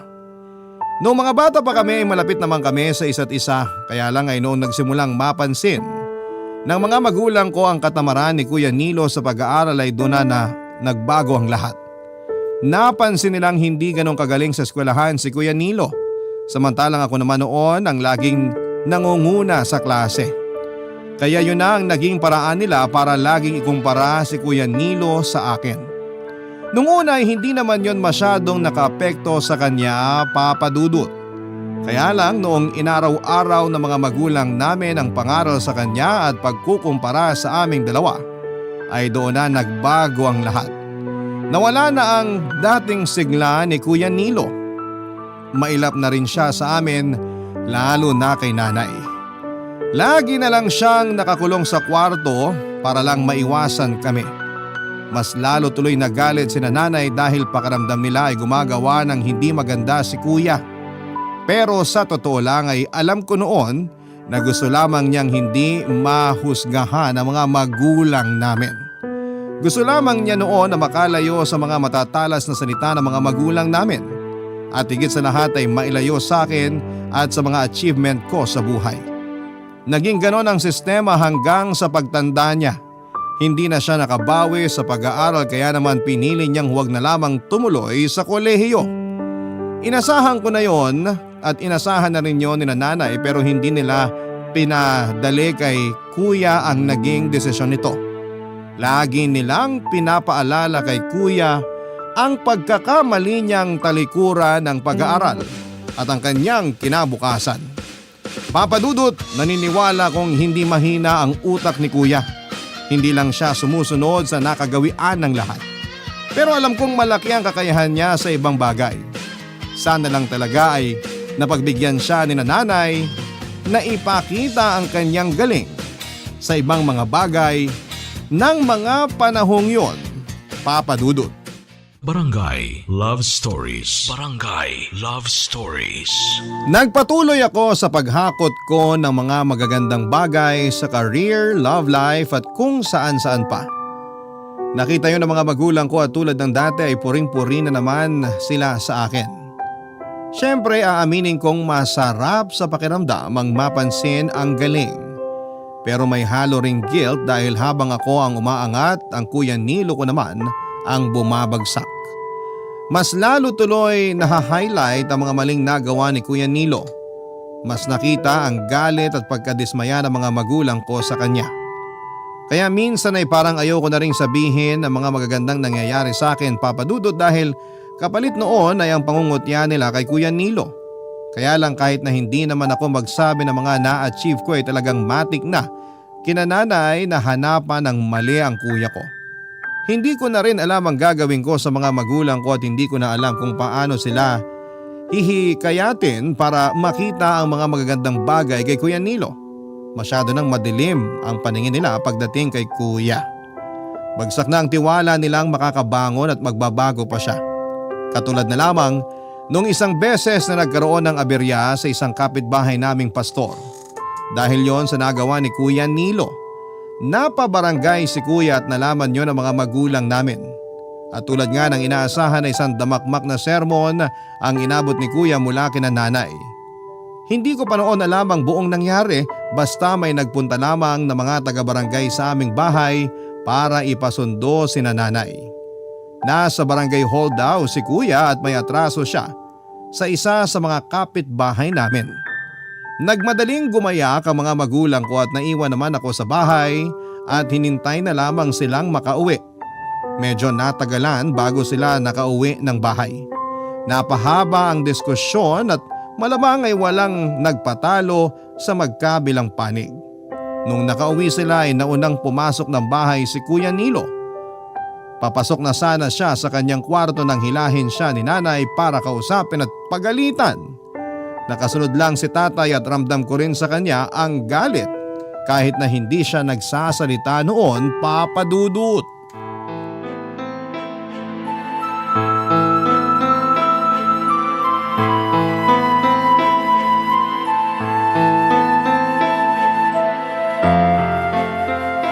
Hoy Nilo! Nakakahiya ka talaga! Nakakahiya! Akala ko sanay na ako sa patapon mong buhay. Pero meron ka pa palang ibabagsak. Hindi nyo kasi maiintindihan yung nangyari eh. Ano bang hindi namin naintindihan? Ninakaw mo yung aso ni Pastor! Niligtas ko lang yung aso, Nay. Sa iba yung aso. Hindi. Pero kinuha mo, hindi ba? Kasi sinasaktan ni Pastor yung aso. Kinuha mo, di ba? Oo! Eh di magnanakaw ka! Huwag po kayong magsigawan, nakakahiya sa mga kapitbahay. Kung meron mang dapat mahiya rito, yung kapatid mong magnanakaw! Hindi ko inangkin yung aso. Tinakas ko lang dahil sinasaktan ng pastor na yon. Wala ba kayong natitirang awa sa mga sarili nyo? Ikaw nga hindi naawa sa amin ng tatay mo! Kami pang sinisigawan ni Pastor dahil sa ginawa mo! Pinagmukha mo kaming masamang magulang dahil hindi ka raw namin napalaki ng tama! Sa parte na yon, tama naman siya. Ginawa namin lahat para maituwid ang buhay mo, Nilo. Wala kang utang na loob! Nay, tay! Mabuti na lang meron pa kaming kulin na pangbawi sa mga sama ng loob namin sa'yo, Nilo! Ah, tama. Si Colleen, the golden child. Eh di siya na ang perfect. Nagawa mo pa talaga insultuin ang kapatid mo sa ganyang kalagayan mo? Kayo ang nagtutulak sa akin para lumayo ang loob ko kay Colleen. Ikaw lang ang nagtutulak sa sarili mo para lumayo ang loob namin sa'yo. Wala kang dapat sisihin kundi ang sarili mo. O sige na, ako na lagi ang mali. Okay na ba tayo? Pwede na ba akong pumasok sa kwarto ko? Wala ka talagang pinagkatandaan, Nilo. Kung hindi dahil sa amin, nakakulong ka na ngayon. Eh di salamat nga. Okay na. Pwede na ba akong pumasok sa kwarto ko? Sa inaasta mo, mas lalo lang kami nawawalan ng gana sa'yo. Bahala ka magbayad ng danyos kay Pastor. Eh di ako na. Wala naman akong sinabing akuin yung ipababayad sa pastor na yon. Ang lakas na loob mong magsabi ng ganyan? Eh wala kang ang trabaho? Parang nakakalimutan mong pinapalamon ka pa rin namin hanggang ngayon ah. Isang buwan pa lang ako nawala ng trabaho kung makapagsumbat kayo sa pagpapalamon sa akin. Halos buong sahod ko napupunta sa inyo dati. Tapos ngayon… Bakit pinagmamalaki mo pa talagang kakarampot na sahod mo? Kung nakapagtapos ka lang sana ng pag-aaral, hindi kami magtitiis sa katiting na sahod mo. Bukas na bukas din. Lapitan mo si Pastor at kayo na mag-usap para sa pagbabayad mo ng danyo sa kanya. Hindi na kami makikialam dahil nakakapagod ka na. Kung di ka makapagbayad, magpakulong ka na lang. Pero huwag kang lalapit sa amin para piyansahan ka ha. Kuya Nilo, may ipon pa naman ako. Hayaan mo muna ako magbayad para hindi na lumala yung gulo. Hindi na. Baka magkaroon din ako ng utang na loob sa'yo. Hindi kuya, ayos lang sa akin. Bukas ng umaga samahan mo ako, mag-withdraw ko bago ko pumasok sa trabaho. Ako nang bahala sa'yo. Tignan mo na, Nilo. Mabuti na lang at may kapatid kang matino. Huwag mo nang masyadong itaas ang pride mo. Ako nagsimula ng problemang to. Ako rin ang tatapos. Salamat sa offer, Colleen. Pero hindi na ako tatanggap kahit kailan ng tulong mula sa isa man sa inyo. Padabog na pumasok ng kanyang kwarto si Kuya Nilo Papadudut. Habang kami naman ang mga magulang ko ay natahimik na lamang sa isang sulok. Wala ni isa man sa amin ang nakuhang magsalita dahil sa huling mga sinabi ni Kuya Nilo. Nang mahimasmasan kami sa mga nangyari ay nagpaalam ang mga magulang ko para pumasok na rin ang kanilang kwarto. Narinig ko pa silang nagtatalong mag-asawa dahil sa nangyari kay Kuya. Habang ako naman ay naiwan sa salang mag-isa.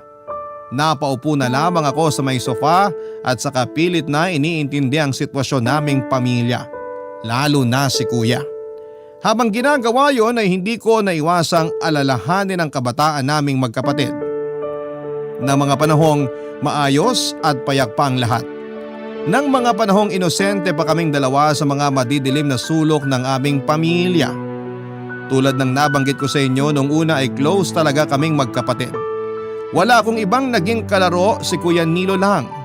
Inalagaan niya ako at inalalayan sa mga nambubuli sa akin noon dahil nga lagi lamang akong nasa bahay at hindi marunong makisama sa ibang bata. Tuwing kaarawan ko ay laging may regalo si Kuya para sa akin noon.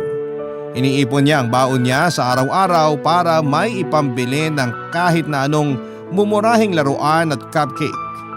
Napakasaya dati ng pagsasama namin. Ramdam ko noon ang pagmamahal ng kapatid ko pero nang natuto na ang mga magulang kong ikumpara kaming magkapatid ay doon na talaga nagbago ang lahat. Nakaramdam ako ng kurot habang inaalala ang mga masasakit na salita ng mga magulang ko kay Kuya sa tuwing binabalitan niyang bagsak siya sa klase. Natiis pa ni Kuya ang mga maanghang na salita ng mga magulang namin noong simula pero habang tumatagal ay doon na nagtanim ng poot si Kuya sa kanilang dalawa.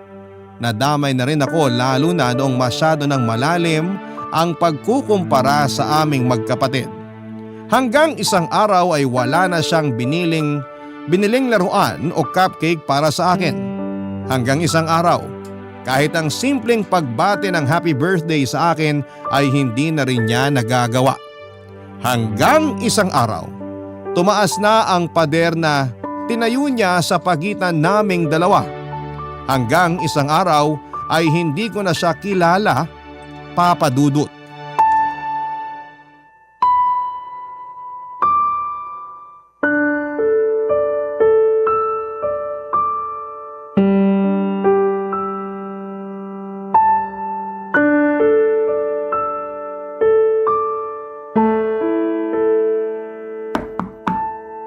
Kuya Nilo, pwede ka bang makausap? Ano na naman ba? Pwede ba akong pumasok sa kwarto mo? May sarili ka namang kwarto, di ba? Gusto lang sana kitang makausap. Pwede bang bukas na lang yan? May ginagawa pa ako eh. Please, kuya. Sige, pasok. Salamat, kuya. Wala akong upuan dito sa kwarto. Diyan ka sa sahig kung gusto mo. At pakidalian kung ano man ang sasabihin mo. Ito pala yung itsura ng kwarto mo, kuya. Maaliwalas naman pala. Pasensya na kung mali ang inaasahan mo ha. Next time huwag ka mag-alala. Guguluhin ko at dudumihan para makapasa naman ako sa expectations mo. Kuya, hindi ganun ang ibig kong sabihin. Ano bang kailangan mo? Gusto ko pa rin sanang ituloy yung ipapahiram ko sa yung pambayad para sa danyos. Hindi pa ba klaro yung sinabi ko sa'yo? Na di ako tatanggap ng tulong sa inyo? Lalo na sa'yo. Huwag mo na lang isiping tulong yun. Bayaran mo na lang kapag may pambayad ka na. Wala akong pambayad. Hindi naman ako nagmamadaling maningil. Huwag mo nang ipilit sa akin yung pera mo. Kahit mamuti pang mata mo, di ko yan tatanggapin. Magkaubusan na ng laway dito. Puro hindi lang ang isasagot ko sa'yo. Gusto lang naman kitang tulungan, kuya. Hindi mo kailangang gawin yan. Ay, ako pa nga tong may utang sa'yo eh. Nung bata pa tayo, di ba nabasag ko yung mamahaling vase ng nanay ng kaklase ko. Tapos ikaw yung paunti-unting nagbayad nun. Hindi ko na maalala yan. Wala na akong balak alalahanin yan. Grade 4 ako nun, di ba? Tapos ikaw kagad yung sinabihan ko kasi natatakot akong malaman ni nanay. Kaya ikaw yung una kong nilapitan. Hindi ka nagdalawang isip na tulungan ako. Kalahati ng baon mo napupunta sa ipon para mabayaran yung nabasag kong vase. Tapos tuwing hapon pagkatapos ng klase, pumupunta ka ron sa bahay ng kaklase ko para maglinis. Ilang buwan mong ginawa yun para mabayaran lang yung nabasag ko. Hindi ka na nga nakakapag-aral ng maayos kasi pagod ka na lagi eh. Sinabi ko sa'yo na ayoko nang alalahanin yan, di ba? Bigla ko lang din namang naalala ngayon. Dahil pala sa akin kaya bumabagsak ka sa klase. Hindi dahil sa'yo. Dahil sa akin. Ako ang pumili na wag mag-aral ng maayos. Kuya… Kung iniisip mo na may utang na loob ka sa akin dahil sa nangyari dati, di ko kailangang maningil. Huwag ka mag-alala.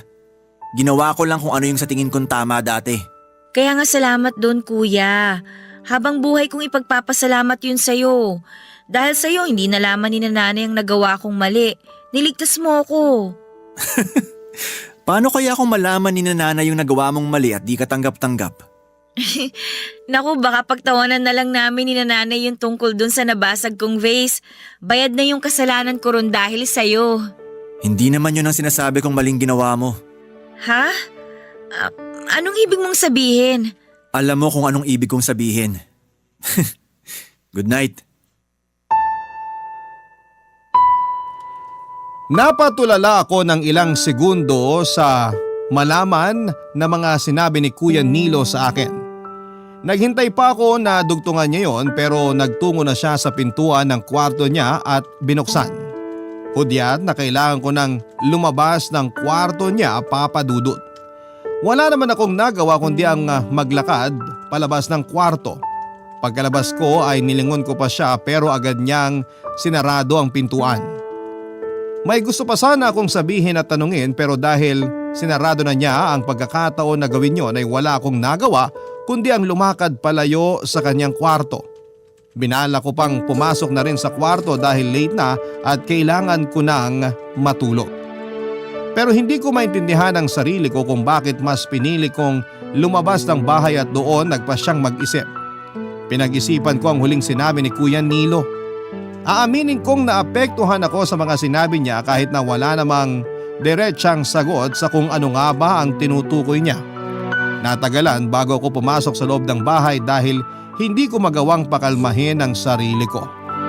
Siguro'y halos isang oras din akong nagbabad sa labas ng bahay bago ako nagpasyang pumasok. Hindi rin ako dumiretso kaagad sa kwarto at nagtungo muna ako sa kusina. Wala naman akong kailangang inumin o kainin pero sa kusina ako nakahanap ng katahimikan na sa tingin ko ay kailangan ko ng mga oras na yon. Hindi pa rin ako mapakali, Papa Dudut. Mula sa kusina ay tinignan ko ang kwarto ni Kuya Nilo. Nagtatalo ang isipan ko kung kakatok ba akong muli para ituloy namin ang naging usapan namin. O mas magandang ako na lamang ang maghanap ng sagot sa pabitin na sinabi ni Kuya sa akin. Hindi ako nakapagdesisyon ng maayos. Iba na ang kamang nararamdaman ko noon dahil alam kong may ibang ipapahiwatig sa akin si Kuya. Nanakit lamang ang ulo ko sa kakaisip at nahirapan akong makahinga. Pinilit ko ang sarili kong pumasok na ng kwarto ko para magpahinga na. Pero kahit nasa loob na ako ng kwarto at nakahiga na, sa aking kama ay nakamulat pa rin ang aking mga mata. Nakatingin ako sa kisame habang tinatansya ang aking kaba. Doon ko naisip na alam kong may alam si Kuya sa nangyayari sa akin, Papa Dudut. Barangay Love Stories. Barangay Love Stories. Sa pagdaan ng mga araw, ako naman ang umiwas kay Kuya Nilo. Mula noong huling pag-uusap namin ay natakot na akong lapitan siya. May hinala na ako sa kung ano yung makahulugan niyang sinabi sa akin nung huli kaming mag-usap. Kaya lang ayokong kumpirmahin yon sa kanya at natatakot ako sa pwede niyang sabihin sa akin. Oras na magkatotoo ang kutob ko sa mga nalalaman niya. Kaya naman ang solusyon ko noon ay ang pag-iwas sa kanya. Nagkabaliktad tuloy kami ng sitwasyon. Dati siyang madalas na umiiwas sa akin. Tapos sa isang iglap ako naman yung natatakot na makaharap siya. Lagi kaming magkasabay na pamilya sa pagkain kahit meron kaming problema sa isa't isa. Pero naghanap ako ng mga dahilan para lamang makaiwas na makaharap siya sa hapagkainan. Natakot ako na makita siya sa sulok ng mga mata ko kahit na ilang segundo lamang. Para kung isang dagang nagtatago sa isang pusa. Ganon eksakto ang pakiramdam ko at hindi ko alam kung hanggang kailan magtatagal yon. Hindi naman sumubok si Kuya Nilo na lapitan akong muli at hinayaan niya akong magtago. Hinayaan niyang maramdaman ko ang kaba at kinatakot ko na rin na baka may masabi siya sa aming mga magulang at doon ako sobrang nabahala. Kaya lang ay nabawi rin ang lahat lalo't alam kong kahit na anong mangyari ay hindi nila kakampihan si Kuya Nilo. Malaki ang tiwala kong hindi papanigan ng mga magulang ko si Kuya pagdating sa akin. Kahit papaano ay nakabawi naman ako sa nararamdaman kong takot. Kaya lang ay ayoko pa rin maging kampante noon dahil alam kong anytime ay pwede pa rin magsalita si Kuya. Kailangan ko lang noon na paghandaan ang araw na yon. O mas magandang gawin ay paghandaan ang gagawin ko oras na piliin niyang magsalita tungkol sa nalalaman niya sa akin. Habang hindi pa nangyayari ang araw na yon ay kailangan ko munang magpanggap na ayos lamang ako. Lalo na sa mga magulang kong bantay sarado ang bawat galaw ko. Kailangan kong simulang ipakita sa kanila noon na wala akong itinatago. Kailangan sa akin sila maniwala at hindi sa kuya ko, Papa Dudut.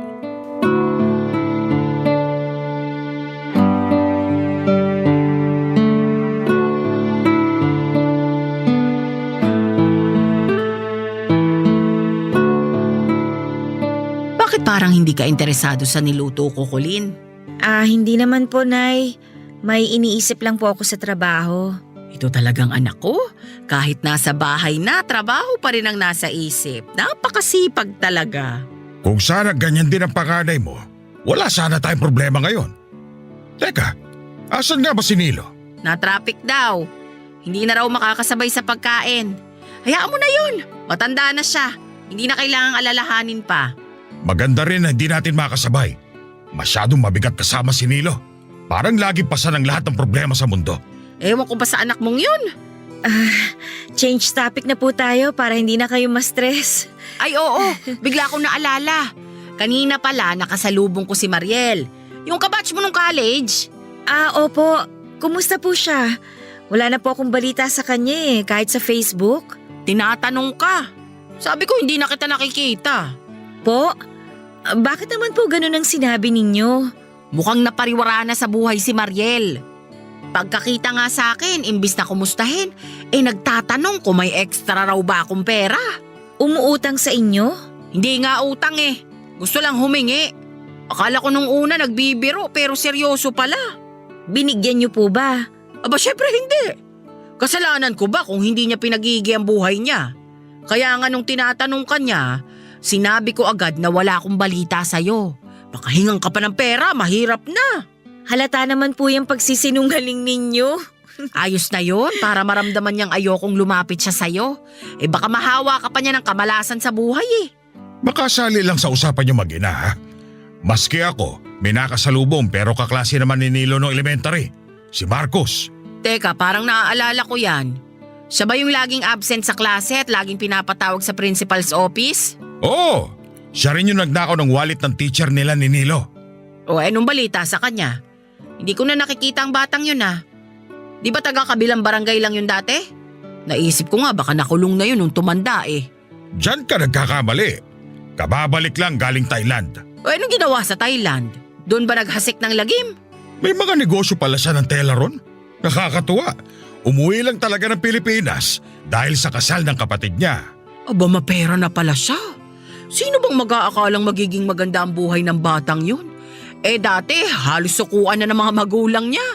Ganon din naman ang naisip ko. Kaya nga nahiya na rin ako magkwento tungkol kay Nilo noong nagtanong siya.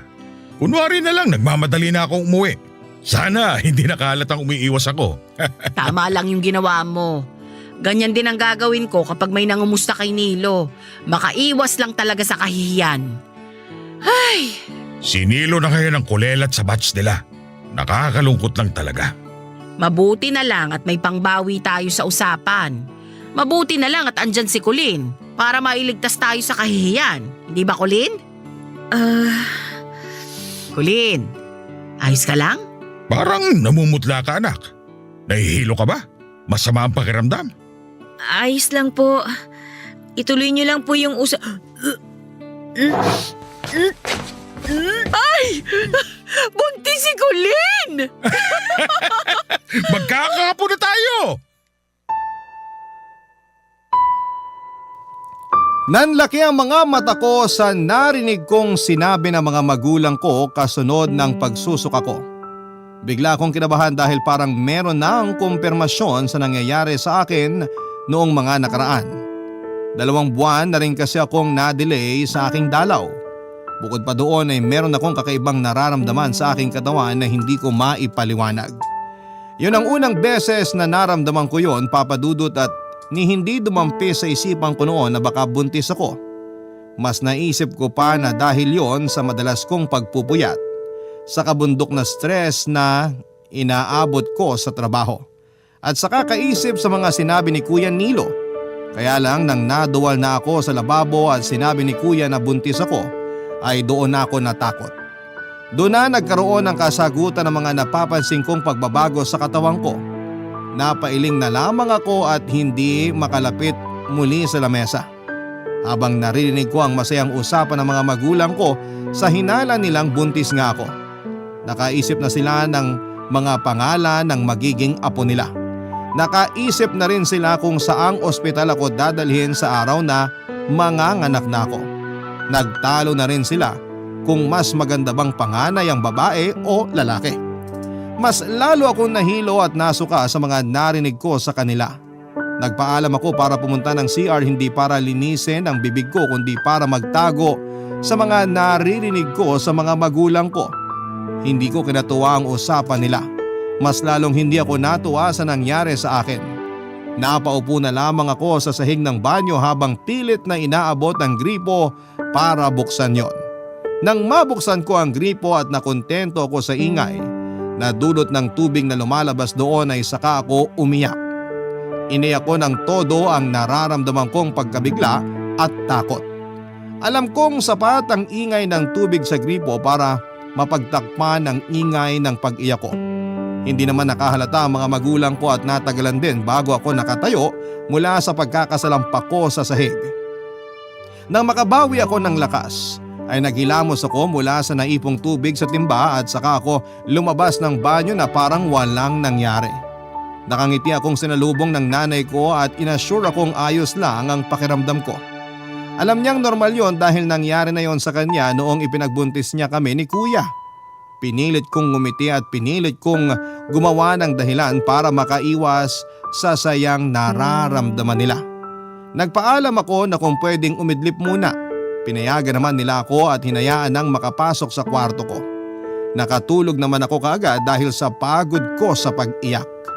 Pagkagising ko ay gabi na at nadatnang ko na lamang si Kuya Nilo sa mesa at kinakain ang natira naming pagkain ni Nanay Papa Dudut.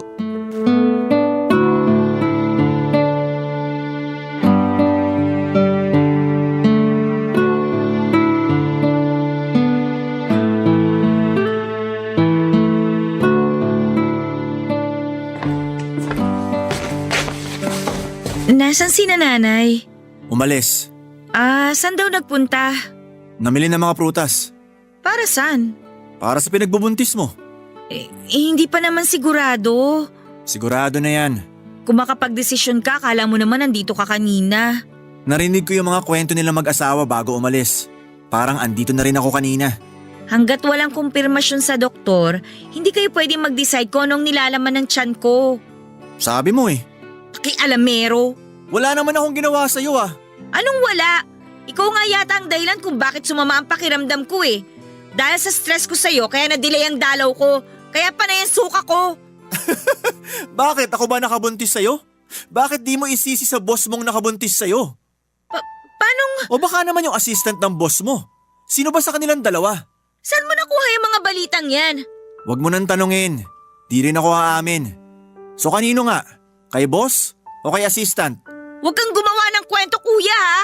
Kung gumagawa ako ng kwento, bakit ganyan ang kaba sa mukha mo? Wala kang karapatan na... Hindi mo ba alam na mali ang... Kaya sana...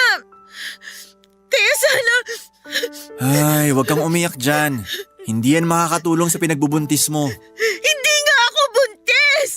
Okay, sabi mo eh. Pero paano kung buntis nga ako? Paano na to? Paano na to? Eh di ituloy mo kung gusto mo. Kung ayaw mo, eh di palaglag mo. Pero paano Paano sina nanay? Hanggang ngayon ba nag-aalala ka pa rin sa sasabihin nila? Buhay mo yan. Nagawa mo naman ang maging mabuting anak sa kanila for 30 years. Ano ba naman yung isang beses ka lang matitisod? Paano si Miguel?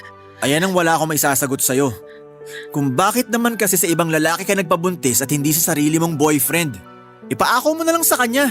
Di naman siguro makakahalata yun. Galingan mo na lang. Matagal nang walang nangyayari sa amin. Ah, yun lang. Kanino mo ngayon pwedeng ibintang yung dinadala mo? Ibintang mo na lang kaya ron kay pastor para makaganti naman ako sa kanya. Hindi ka man lang ba magtatanong kung bakit walang nangyayari sa amin ni Miguel? Kung bakit sa ibang lalaki ako nakabuo? Ikaw na lang ang magsabi sa akin. Ikaw nakaisip eh. Hindi mo ba ako huhusgahan? Sa kalagayan ko, may karapatan pa ba akong manghusga? Ipangako mong hindi to makakarating kina nanay ha? Wala akong karapatan na pangunahan ka sa balitang yan kina nanay. Kalagayan mo yan.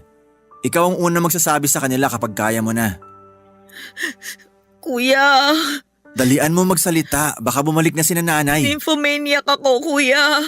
Ha? Hindi ko makontrol yung sex drive ko. Kung sino-sinong lalaki ang nakakaano ko. Basta kahit sinong malapit, kahit sinong maabutan ko, lalo tuwing nai-stress ako. Bakit hindi lang kay Miguel? Kasi hindi na niya ako kaya. Kaya nga kumuha siya ng trabaho sa malayo para makaiwas sa akin. Yun yung solusyon niya dahil hindi na nga niya ako mapigilan. Hindi ba niya alam na delikadong ginawa niyang yun?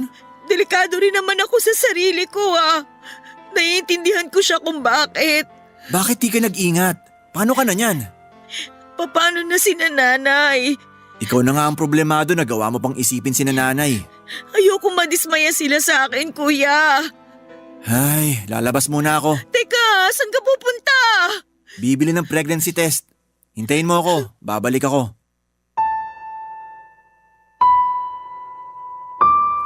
Nakabalik naman kaagad si kuya bago dumating ang mga magulang namin. Doon ko nakumpirma na buntis nga ako.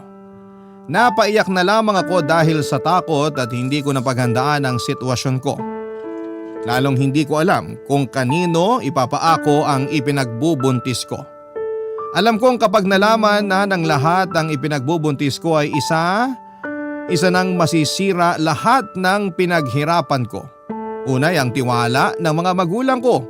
Pangalawa ay si Miguel, pangatlo ang trabaho ko. Posibleng tanggalin ako ng boss ko kapag nalaman niyang buntis ako. Malaki din ang tsansang siya ang nakabuntis sa akin dahil ilang beses na may nangyari sa amin. Ang mahirap pa roon ay pamilyado siya at madalas din ang asawa niya sa opisina namin. Kung ang nakabuntis naman sa akin ay ang assistant niya ay mahirap din ang sitwasyon dahil may karelasyon ito sa ibang bansa at balak na nilang magpakasal pagbalik nito sa Pilipinas. Bukod sa kanilang dalawa ay marami pa akong nakasiping na ibang lalaki.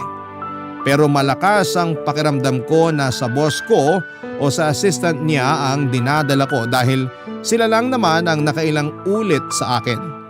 Parang gumuho noon ang mundo ko habang iniisip ang mga posibleng mangyari oras na malaman na ng lahat ang ipinagbubuntis ko. Habang paguho ang mundo ko ay inalalaya naman ako ni Kuya Nilo. Pinaramdam niya sa akin na hindi ako nag-iisa sa mga nangyayari sa buhay ko. Hindi niya ako pinangakuan na matutulungan niya ako sa problema ko, pero pinangako niyang makakasama niya ako sa mga oras na kailangan ko nang harapin ang kalagayan ko. Doon ako kahit papaano nakahingin ng tulong at naramdaman na may mga taong nagmamalasakit sa akin. Mga taong hindi ako hinuhusgahan. Para ako nagbalik sa pagkabata kung saan ay kaming dalawa lagi ang magkakampi. Nakakalungkot lang na kung kailan ako nagkaroon ng malaking problema ay saka pa kami naibalik sa maayos na sitwasyong dalawa. Papa Dudut, hindi ko pa nasasabi sa mga magulang ko ang lahat ng mga nangyari pero alam na nilang buntis ako. Pinakiusap ko rin sa kanila na huwag munang mababanggit ang pagbubuntis ko at kalagayan ko sa kahit na sino. Hindi pa ako nakaisip kung ano ang next move ko. Kami lamang ni Kuya Nilo ang nakakaalam sa nangyari at maski siya ay hindi rin alam ang gagawin. Kaya nga ako lumapit sa inyong programa para mabigyang linaw ang kalagayan ko. Hindi ko na kaya ang sitwasyon. Hiling ko na sa tulong ng mga masusugid mong tagapakinig sa Barangay Love Stories at ang Barangay LS 97.1 ay mabigyan ng solusyon ang kinakaharap kong problema. Sa ngayon pa lamang po ay buong puso na akong nagpapasalamat sa inyo, hindi lang sa pagbibigay ng solusyon sa problema ko kundi sa pakikinig na rin sa aking kwento. Muli maraming salamat po, ang inyong forever kapuso at kabarangay, Kulin. Nagustuhan ng iyong napakinggan? Ituloy yan via live stream sa www.gmanetwork.com/radio. Barangay LS 97.1 Forever